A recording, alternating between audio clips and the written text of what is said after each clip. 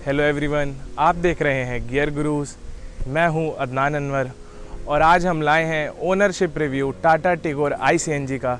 इसका हमने आपके लिए car review already on air कर चुका है हमारे चैनल पे और आज इस गाड़ी के साथ इसके ओनर भी हैं हमारे साथ, mister Aftab Anwar. Hello sir. Hello आदि। तो सर, पहले मैं बेसिक क्वेश्चंस आपसे पूछूंगा। ये गाड़ी आपने कब ली थी, कौन सा मॉडल है और आप इसको कितना चला चुके हैं? अदनान, मैं इस गाड़ी को 2022 अप्रैल में लिया था। नियर अबाउट 1 साल 4 महीने इस गाड़ी के हो गए और हमने इस गाड़ी को अभी तक 37,000 किलोमीटर चला चुके हैं। यानी हमारी ज़्यादा रनिंग होने की वजह से हमने प्रेफर किए थे कि मैं CNG लूँ। तो जैसा कि आपने लास्ट ईयर बताया सर ने कि ये गाड़ी आपने लास्ट ईयर ली थी, तो ये गाड़ी तो लास्ट ईयर ही लॉन्च हुई है, तो जैसे आपने उसी टाइम ही कराई होगी इसकी बुकिंग, तो आपको एवरेज कितना टाइम लगा था इसकी डिलीवरी में? Yes, that is a very good question. Tigor और टियागो दोनों एक ही साथ लॉन्च हुआ था। लॉन्च होते ही मैं 15 दिन के बाद इसे बुक करा दिया था, शायद दिसंबर के लास्ट में या जनवरी के फर्स्ट वीक में। लेकिन काफ़ी वेटिंग होने की वजह से, लगभग 6 महीने की वेटिंग थी, लेकिन हमें 4 महीने के बाद ये गाड़ी काफ़ी जद्दोजहद करने के बाद मिला। और उसके बाद ये गाड़ी जब हमें मिला तो मेरी डिलीवरी हुई 15 अप्रैल के दिन। अच्छा सर, तो जैसा कि आपने बताया डिलीवरी एक्सपीरियंस के बारे, तो जैसे कि डिलीवरी एक्सपीरियंस की बात आती है तो हम जानते हैं कि सबसे पहला क्वेश्चन आता है डीलरशिप एक्सपीरियंस में। तो आपने जिस डीलरशिप से लिए, आपका उसके साथ डीलरशिप एक्सपीरियंस कैसा रहा जब आप ये कार लेने गए थे, देखने गए थे और डिलीवरी पीरियड के टाइम तक? To be frank and honestly मैं यही बोलूँगा कि क्योंकि उनकी ये मजबूरी थी, क्योंकि गाड़ी का डिमांड ज़्यादा था। गाड़ी CNG में दूसरी गाड़ी ये आई थी या तीसरी गाड़ी थी शायद ये। पहले तो मारुति की गाड़ी थी, सिलेरियो आने वाली थी, और उसके बाद फिर CNG में गाड़ी आई हुंडई की औरा एंड सेंट्रो। लेकिन हमें औरा का मेरे को बैक साइड पसंद नहीं आने की वजह से मैं जब ये गाड़ी देखा तो मेरे को ये गाड़ी पसंद आई। फाइनली टाटा का एक ट्रस्ट था। टाटा एक अपने आप में ब्रांड है, दूसरा मेक इन इंडिया ब्रांड है, इसे मैंने प्रेफर किया। मारुति गाड़ी सिलेरियो मैंने देखा, सिलेरियो हमें हल्की लगी। जैसे टाटा का नाम है, लोहा है तो लोहा ही है। बिल्कुल। तो सर, जैसे बात करते हैं आप टाटा टिगोर की, तो आपने जैसे बताया कि आपने काफ़ी कंपटीशन वाली इसकी गाड़ियां देखी थी मार्केट में, पर आपने यही चूज़ की। क्या इसका चूज़ करने का एक रीज़न आपका सेफ्टी भी था या फीचर्स था, या क्योंकि कंफर्ट, जैसे हम बात करते हैं हुंडई भी फीचर्स और कंफर्ट अच्छा देता है, तो मतलब आपकी पर्सनल प्रेफरेंस में ऐसा क्यों रहा कि वाई टाटा ओनली? इसमें सबसे पहले तो इसकी जो सेफ्टी रेटिंग 5 थी, ये मेरा ब्रेन में स्ट्राइक किया। दूसरी चीज़, जब मैं इस गाड़ी को देखने के लिए गया तो इसकी जो हैवी या फिर गाड़ी की जो माइलेज वगैरह बताया गया, मेरे को ऐसा लगा कि ये गाड़ी जो है पहली बार आई है जो CNG से ही शुरू होगी, और काफ़ी अंदर कंफर्टेबल मेरे को महसूस हुआ बैठने के बाद। तो मेरे को ट्रस्ट हो गया कि मैं टाटा का ही लूँगा, और शायद आने वाले दिनों में भी जो मैं दूसरी गाड़ी लूँगा वो भी टाटा का ही लूँगा। तो सर, इतनी रनिंग के बाद, जैसे कंपनी अगर माइलेज की बात करें तो कंपनी हमें माइलेज जो क्लेम करती है 26-27 का करती है। आपका सिटी या हाईवे में माइलेज कैसा रहता है? जी आदि, देखो माइलेज तो जब अगर मैं सिटी में चलता हूँ तो ये गाड़ी हमें आराम से 20 की माइलेज देती है। लेकिन जो कंपनी क्लेम करता है वो 25-26 का क्लेम करता है। लेकिन मैं जब भी हाईवे में गया हूँ तो बिल्कुल 25-26 के एवरेज दिया है। ये इसके बारे में कंपनी ने झूठ नहीं करती, बिल्कुल सही है। आज 1.5 साल, कल भी मैं कहीं दिल्ली से बाहर गया था तो कल भी ये 25 से ऊपर की माइलेज दी थी। अच्छा। तो वो जो माइलेज का जो वो कह रहे हैं वो 100% करेक्ट है, कोई दिक्कत नहीं है इसमें। तो मतलब आप जब CNG की गाड़ी ले रहे थे, तो जनरली जब बंदा CNG की गाड़ी लेता है तो वो माइलेज का बहुत ध्यान रखता है, तो आपके माइंड में ये नहीं था? क्योंकि जैसा कि आप जानते हैं सर कि माइलेज की अगर बात करें तो एक ही नाम आता है इंसान के दिमाग में, जो कि है मारुति। तो मारुति तो जैसे आपकी सिटी में भी आपको 22 या 23 की दे देती है माइलेज, या 24 तक भी दे देती है, तो आपको ऐसा नहीं लगा कि मेरे को फ्यूल इकोनॉमी थोड़ा ज़्यादा करना चाहिए था तो मैं मारुति की ले लेता गाड़ी? नहीं, मारुति का लेने का मेरा कोई दिल में था ही नहीं, तो मैं इससे पहले मारुति की गाड़ी चला चुका हूँ और हमें चेंज करना था। मैं किसी की शिकायत नहीं करूँगा। मारुति की गाड़ी का देखो जो रेटिंग है, सेफ्टी रेटिंग है, वो बहुत कम था, और लाइफ सबसे इम्पोर्टेंट चीज़ है।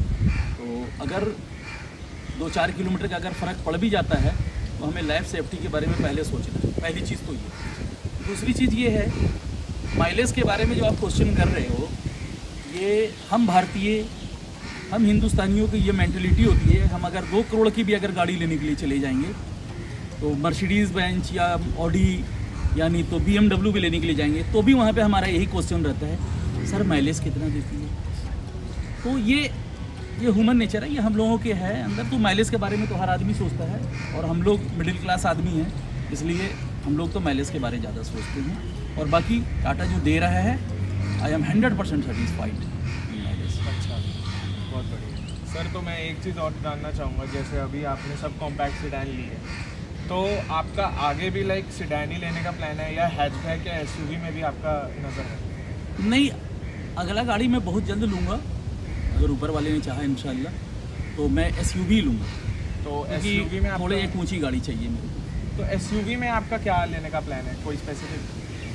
SUV में भी बहुत सारे मॉडल आ रहे हैं, वो मैं डिक्लेयर नहीं करूँगा, लेकिन आने वाले दिनों में भी SUV की मार्केट है। मार्केट छोड़ो, लेकिन SUV में मैं देखूँगा कि आगे क्या लेना है, अभी हम इसके बारे में नहीं बता सकते। तो SUV में जैसे अगर आपने बताया, तो SUV में आपकी क्या प्रेफरेंस रहेगी, इलेक्ट्रिक या पेट्रोल या डीजल? देखो, दिल्ली में तो मैं डीजल की गाड़ी तो नहीं लूँगा, क्योंकि यहाँ 10 साल के बाद डीजल की गाड़ी ख़त्म हो जाती है।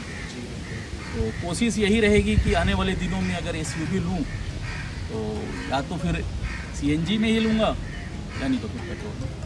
अच्छा, तो सर चलिए कुछ बातें अब अंदर करते हैं। तो सर जैसा कि हम अंदर आ चुके हैं गाड़ी के, तो आप इसका इंटीरियर आपको कैसा लगा इस प्राइस पॉइंट के बारे में?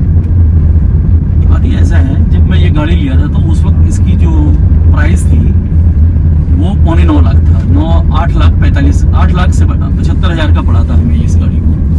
तो इस रेंज में, 9 के अंदर के रेंज में जो इन्होंने इंटीरियर दिए है, इसमें और भी सुधार हो सकता था।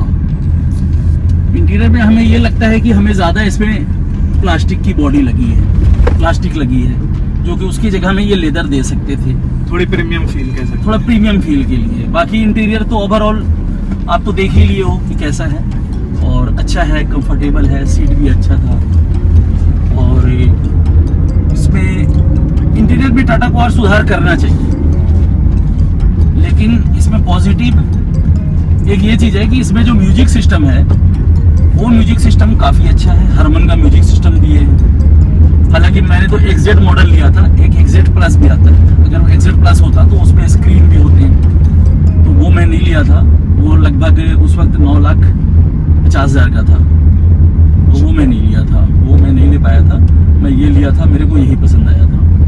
तो यानी अगर इंटीरियर में अगर थोड़ा सा टाटा ने कंजूसी किया है तो म्यूजिक सिस्टम में उसे पूरा कर दिया है।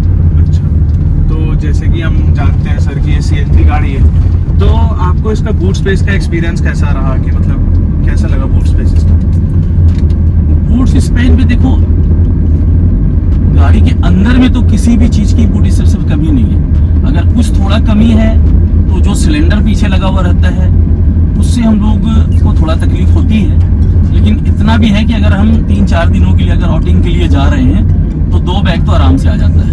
अच्छा, तो आप सब चीज़ चाहेंगे तो हर चीज़ नहीं मिल सकता। आप चाहेंगे कि मेरी गाड़ी भी चले सस्ते में और पूरी जगह भी मिले, तो कुछ ना कुछ तो कंप्रोमाइज़ करना पड़ेगा। तो सर जब हम किसी भी गाड़ी की बात करते हैं तो सबसे इम्पोर्टेंट क्वेश्चन ये होता है कस्टमर से कि आप इतने जब चला चुके हैं तो गाड़ी की पॉजिटिव और नेगेटिव आउटकम्स क्या रहते हैं?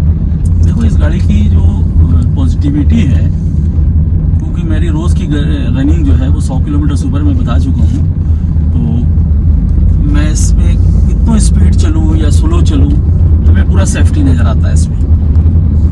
और चलने में पूरा हमें ये सहयोग देता है, बढ़िया लगता है चलाने में। और